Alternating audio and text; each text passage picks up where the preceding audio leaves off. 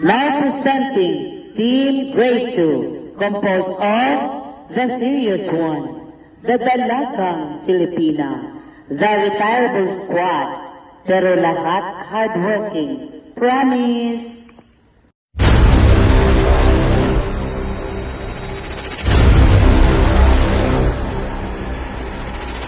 Ladies and gentlemen, please make some noise for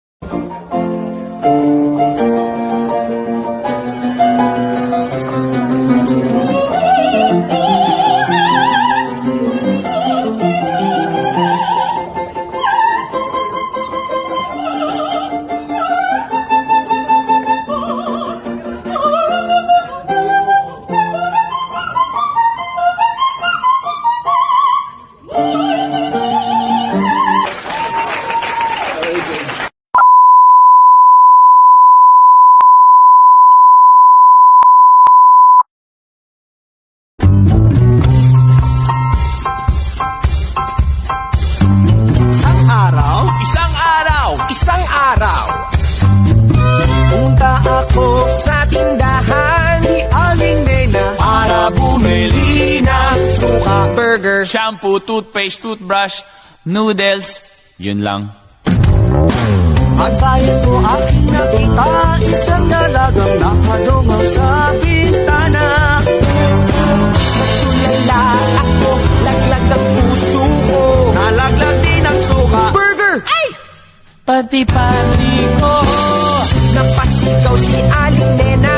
Ako naman ay parang nakuryenteng sa ngunit natanggal ang hiya nang makita ko na nakatawa ang dalaga. Panay ang sorry ko sa pagmamadali, nakalimutan pa ang sukli ko. Pagdating sa bahay, nagalit si nanay, pero lang ako ay inlababo ng tunay.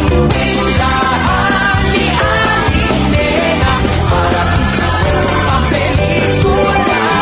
Mura na sari-sari pa, hindi na, pero ang tanong nais ko ay di na bibili ng pera.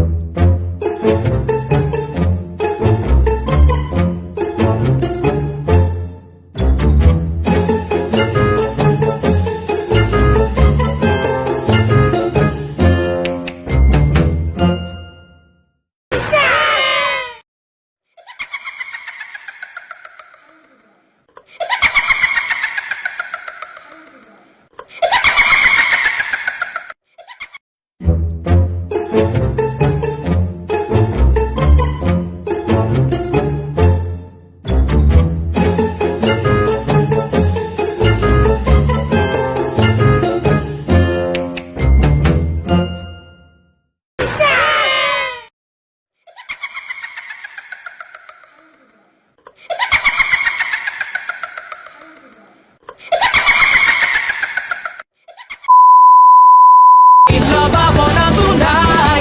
Tindahan ni Aling Nena, para isang papelikula. Mura na sari-sari pa, hindi na, pero ang tanong nais ko ay di na bibili ng pera. Pumunta ako sa tindahan kinabukasan para makipagkilala. La la la la la. Ngunit sabi ni Aling Nena, habang maaga, wata-wata ng umasa.